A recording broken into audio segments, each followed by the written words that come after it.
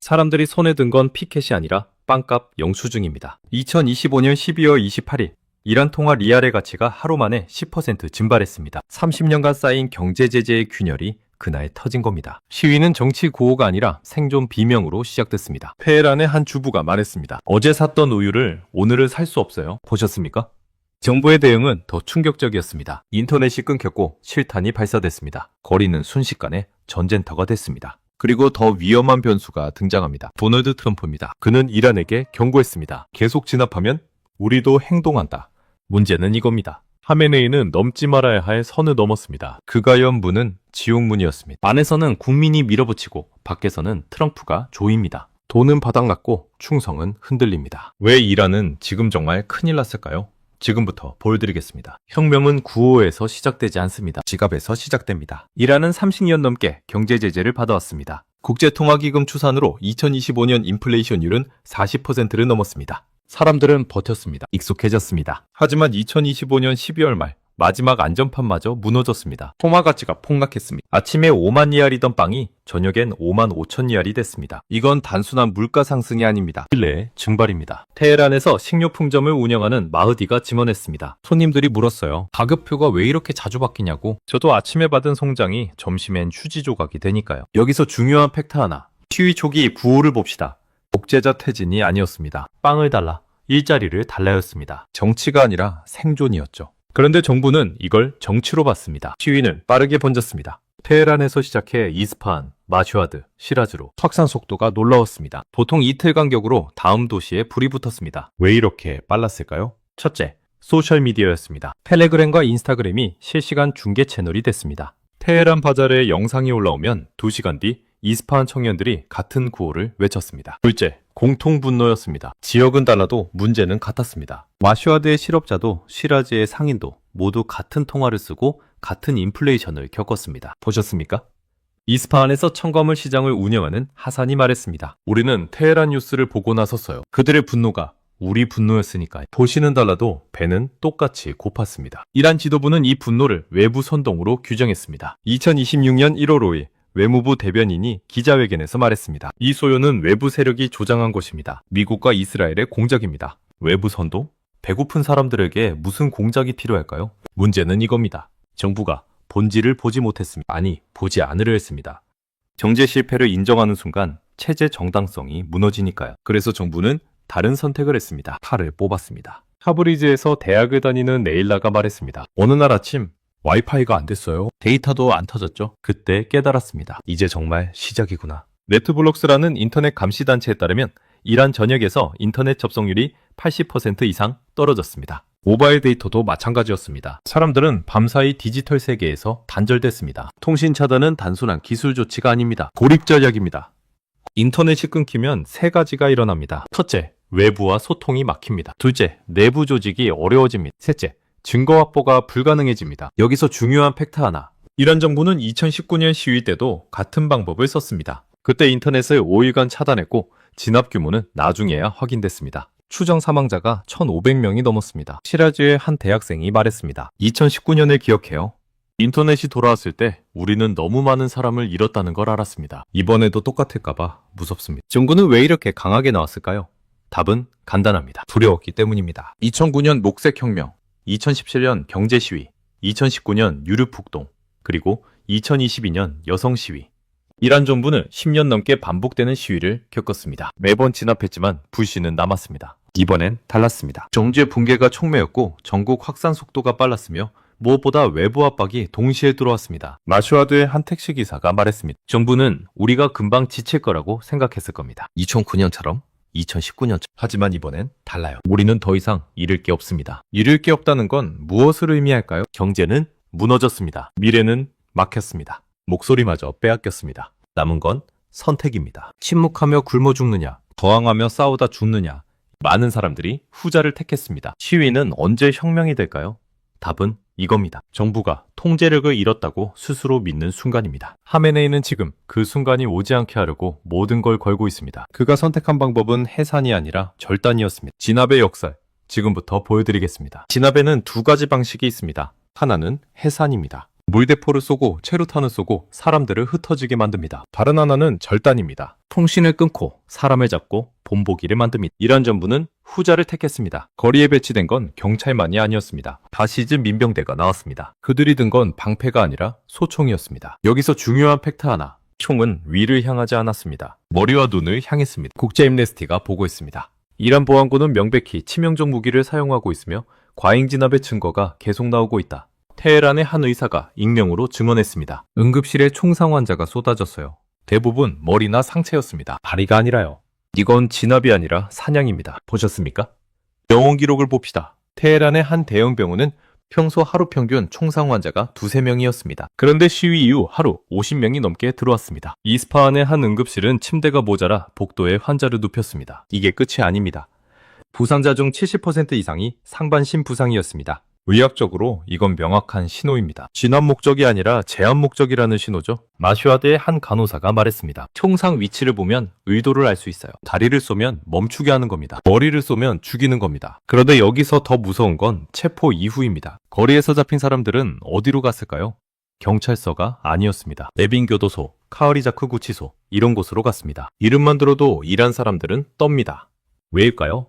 레빈 교도소는 정치범 수용소로 악명 높습니다. 2022년 여성 시위 때도 수백 명이 이곳에 수감됐습니다. 그중 일부는 고문 흔적과 함께 석방됐고 일부는 돌아오지 않았습니다. 테헤란의 한 인권 변호사가 익명으로 증언했습니다. 체포된 사람들은 48시간 동안 가족과 연락이 끊깁니다. 그 시간 동안 무슨 일이 벌어지는지 우리는 나중에 해야 합니다. 그리고 그건 항상 끔찍합니다. 이스파한에서 식당을 운영하는 파르자드가 말했습니다. 조카가 체포됐어요. 하미디 풀려났는데 얼굴에 멍이 있었습니다. 제가 물었죠. 무슨 일이냐고? 조카는 고개를 저었습니다. 말하면 안 된대요. 협박당했대요. 보셨습니까? 체포는 끝이 아니라 시작입니다. 고문, 협박, 강제 자백이 뒤따릅니다. 그리고 그 다음은 재판입니다. 2026년 1월 14일 이란 사법부 대변인이 발표했습니다. 폭도들에 대한 재판을 신속히 진행할 것이다. 신속이라는 단어에 주목하세요. 빠른 재판은 두 가지를 의미합니다. 첫째, 변호 준비 시간이 없습니다. 둘째, 선고가 빠릅니다.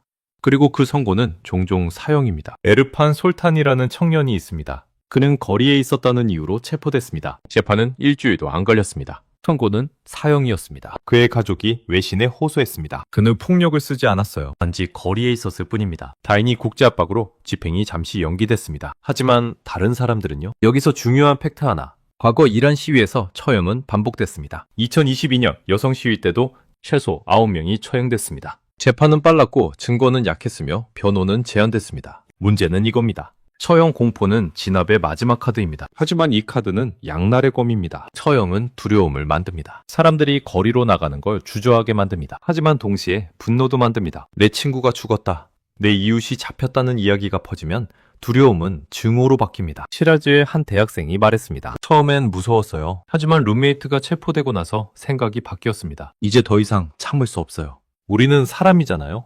이게 바로 진압의 역설입니다. 세게 누르면 저항이 커집니다. 약하게 누르면 통제가 안 됩니다. 정부는 지금 둘 사이에서 줄타기 하고 있습니다. 그런데 진압 과정에서 가장 취약한 존재들이 특별히 표적이 됐습니다. 여성입니다. 2026년 1월 9일 테헤란 한 가족이 병원 복도에 앉아 있습니다. 딸의 장례식을 준비하기 위해서가 아니었습니다. 시신을 돌려받기 위해서였습니다. 딸의 이름은 공개되지 않았습니다. 나이는 23살이었습니다. 대학에서 문학을 공부했고 시위에 참여했습니다. 그리고 머리에 총을 맞았습니다. 가족은 병원 관계자에게서 통보받았습니다. 시신을 돌려받으려면 조건이 있습니다. 첫째, 조용히 장례를 치러야 합니다. 둘째, 외신과 접촉하지 말아야 합니다. 셋째, 사인에 대해 문제 제기하지 말아야 합니다. 보셨습니까? 죽음 이후에도 통제는 계속됩니다. 장례는 애도의 시간이 아니라 협상의 장이 됩니다. 가족은 침묵을 조건으로 시신을 받습니다. 이게 바로 이란 진압의 또 다른 층입니다. 여기서 중요한 팩트 하나. 이 여학생은 예외가 아닙니다. 국제 엠네스티는 여성 시위 참가자들이 특별히 표적이 되고 있다고 보고했습니다. 왜 여성일까요? 첫째, 상징성입니다.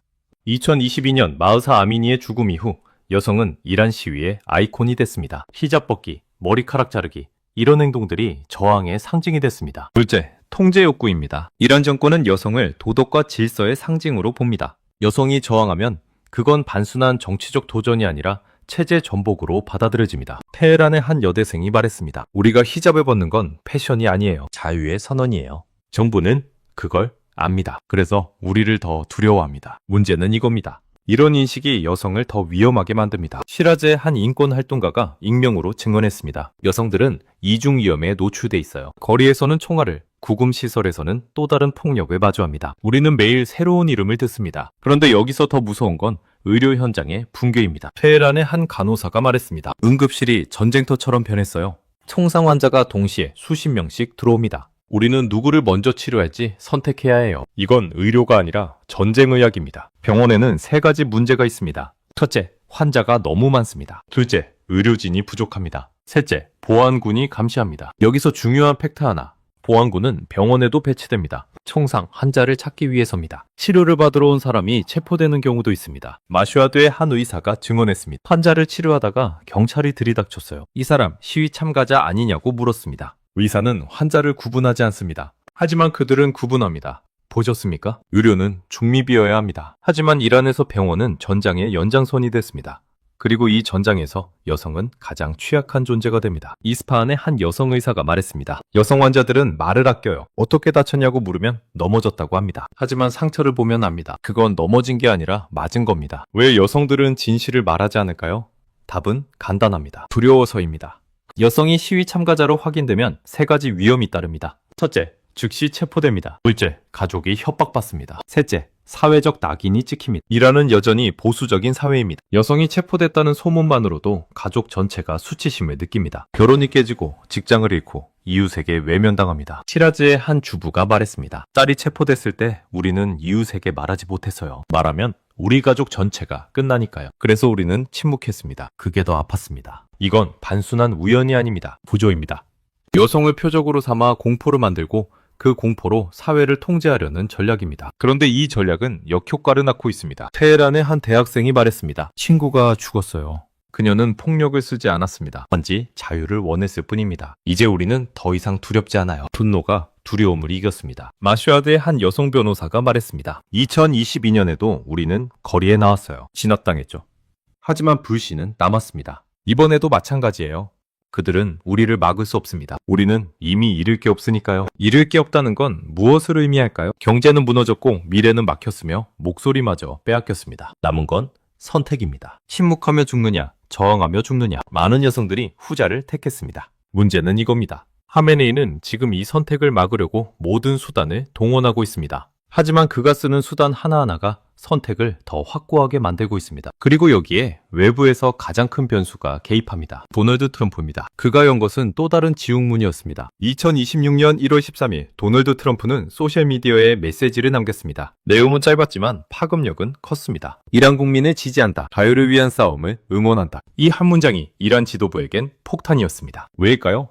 트럼프는 말만 하는 사람이 아니기 때문입니다. 2020년 그는 이란의 가셈 솔레이마니 장군을 드론 공습으로 제거했습니다. 국제법 논란에도 불구하고 밀어붙였습니다. 이란은 그날을 기억합니다. 그리고 지금 트럼프가 다시 카드를 꺼냈습니다. 2026년 1월 15일 미국 재무부가 움직였습니다. 이란 고위인사 5명이 제재 명단에 올랐습니다. 그중 3명은 치안 담당 고위직이었고 2명은 교도소 관계자였습니다. 또한 특정 교정시설도 제재 대상에 포함됐습니다. 제재 내용을 봅시다. 첫째, 미국 내 자산 동결입니다. 그들이 미국에 숨겨둔 돈이 있다면 지금 손댈 수 없습니다. 둘째, 미국 기업과의 거래 금지입니다. 미국 기술, 미국 제품, 미국 서비스 모두 차단됩니다. 셋째가 핵심입니다. 미국 금융 시스템 접근 차단입니다. 이게 뭘 의미할까요? 세계 무역의 대부분은 달러로 이루어집니다. 달러를 쓰려면 미국 은행을 거쳐야 합니다. 제재를 받으면 이 통로가 막힙니다. 개인도, 기업도, 심지어 은행도 그들과 거래할 수 없습니다. 워싱턴의 한 경제 전문가가 분석했습니다. 제재는 칼입니다. 남자는 안 아픕니다. 하지만 시간이 지나면 피가 흐릅니다. 30년간 쌓인 제재가 지금 이란을 출혈시키고 있습니다. 보셨습니까? 그런데 트럼프는 여기서 멈추지 않았습니다. 1월 14일 그는 기자들에게 이렇게 말했습니다. 만약 이란이 시위대를 대량 처형하기 시작하면 우리는 매우 강력한 행동을 취할 것입니다. 아주 빠르게. 매우 강력한 행동? 무엇을 의미할까요? 트럼프는 구체적으로 밝히지 않았습니다. 하지만 선택지는 3가지입니다. 첫째, 추가 경제 제재입니다. 이란 석유 수출을 완전히 막거나 중앙은행을 더 강하게 압박하는 방식입니다. 이란 경제의 숨통을 완전히 조를 수 있습니다. 둘째, 사이버 공격입니다. 과거 미국은 이란 핵시설에 스톡스넷 바이러스를 투입했습니다. 원심 불리기 수천 대를 무용지물로 만들었죠. 이번엔 통신 인프라나 금융 시스템을 목표로 삼을 수 있습니다. 셋째가 가장 위험합니다. 군사행동입니다. 트럼프는 솔레이마니를 제거한 전과가 있습니다. 이번엔 누구를 겨냥할까요? 혁명수비대 사령관? 정보기관 수장? 아니면 하메네이의 최측근? 문제는 이겁니다. 이란은 트럼프가 어디까지 갈지 모릅니다. 그게 공포를 만듭니다. 테헤란의 한 정치 분석가가 익명으로 말했습니다. 우리 지도부는 트럼프를 두려워합니다. 바이든은 예측 가능했어요. 외교로 풀려고 했죠. 하지만 트럼프는 다릅니다. 그는 먼저 치고 나중에 설명합니다. 보셨습니까? 하메네이는 지금 안과 밖에서 동시에 압박받고 있습니다. 안에서는 국민이 밀어붙이고 밖에서는 트럼프가 조입니다. 그가 선 곳은 지옥문 앞입니다. 아니, 이미 한 발을 들여놓았습니다. 그럼 이란은 어떻게 될까요? 최악의 시나리오를 봅시다. 진압이 계속됩니다. 허용이 시작됩니다. 트럼프는 참지 못하고 군사행동을 결정합니다. 이란 혁명수비대 시설이나 핵 관련 장소에 정밀 타격이 가해집니다. 이란은 보복합니다. 호르무즈 해협에 기뢰를 뿌립니다. 석유 운반선이 공격받습니다. 해협이 사실상 봉쇄됩니다. 여기서 중요한 팩트 하나. 세계 석유의 20%가 이 해협을 통과합니다. 해협이 막히면 유가는 즉시 급등합니다. 배럴당 100달러, 120달러, 150달러. 숫자는 계속 올라갑니다. 한국 주유소에서 리터당 3,000원이 보입니다. 물가가 폭등하고 기업들이 비명을 지릅니다. 항공사는 운항을 줄이고 공장은 가동을 멈춥니다. 이게 끝이 아닙니다. 이란이 핵 개발을 재개하겠다고 선언하면 이스라엘이 움직입니다. 현재 타격론이 고개를 듭니다. 중동은 전면전의 문턱에 섭니다. 시리아에서, 레바논에서, 예멘에서 이란의 대리 세력들이 움직입니다. 중동 전체가 전쟁터가 됩니다. 보셨습니까? 이건 이란만의 문제가 아닙니다. 우리 문제입니다. 한국은 중동산 원유 의존도가 70%가 넘습니다. 호르무즈 해협이 막히면 우리 경제는 즉시 타격을 받습니다. 2026년 1월 우리는 지옥문 앞에 서 있습니다. 하메네이가 연문은 이란만 삼키는 게 아닙니다. 중동 전체를 그리고 세계 경제를 끌어당기고 있습니다. 그럼 우리는 어떻게 해야 할까요? 첫째, 에너지 안보를 점검하세요. 정부는 비축률을 확인하고 대체 공급처를 확보해야 합니다. 기업은 에너지 비용 급등에 대비한 리스크 관리가 필요합니다. 둘째, 물가 상승을 예상하세요. 유가가 오르면 모든 게 비싸집니다. 개인은 불필요한 지출을 줄이고 필수재 구매를 앞당기는 게 현명합니다. 셋째, 외교적 균형을 유지하세요. 한국 정부는 미국과의 동맹, 중동과의 에너지 협력, 이 둘을 동시에 지켜야 합니다. 여기서 마지막 질문 하나. 이란은 정말 무너질까요? 답은 이겁니다. 시위로는 안 무너집니다. 하지만 돈줄이 끊기면 무너집니다. 이란 정권의 힘은 돈입니다. 석유 수출, 외환 보유고, 엘리트 충성. 이 세 가지가 유지되는 한 정권은 버팁니다. 하지만 지금 세 가지 모두 흔들리고 있습니다. 석유 수출은 제재로 막혔습니다. 외환은 바닥났습니다. 그리고 가장 중요한 엘리트 충성이 흔들립니다. 테헤란의 한 전직 관료가 익명으로 말했습니다. 내부에서 질문이 나옵니다. 이 길이 맞는가? 우리도 제재를 받는데 계속 따를 이유가 있는가? 하메네이는 이 질문을 두려워합니다. 충성은 신념이 아니라 이익으로 유지됩니다. 이익이 사라지면 충성도 사라집니다. 하메네이는 지금 이 사실과 싸우고 있습니다. 지옥문은 안에서도 밖에서도 열렸습니다. 하메네이는 두 개의 문 사이에 서 있습니다. 어느 쪽으로 가도 불이 기다립니다. 그가 넘지 말아야 할 선은 이미 넘어졌습니다. 통화 폭락을 방치한 순간, 실탄을 쏜 순간, 인터넷을 차단한 순간, 여성을 표적으로 삼은 순간, 처형을 명령한 순간, 매 순간이 지옥문을 여는 열쇠였습니다. 이제 닫을 수 없습니다. 불은 이미 번지고 있습니다. 이란은 지금 지도에서 사라지는 길을 스스로 걷고 있습니다. 2026년 이란 시위가 중동 전쟁으로 번질 때 당신은 뉴스를 보며 몰랐다고 말할 사람이 되시겠습니까? 아니면 미리 준비한 사람이 되시겠습니까? 선택은 지금입니다. 하메네이가 지옥문을 완전히 열기 전에 우리는 대비해야 합니다. 에너지 안보, 경제 안정성, 외교 균형, 세 가지 모두 흔들릴 수 있습니다. 역사는 경고를 무시한 사람을 기억하지 않습니다. 준비한 사람만 살아남습니다. 오늘 지시펀치는 여기까지입니다. 오늘 영상이 도움되셨다면 구독과 좋아요,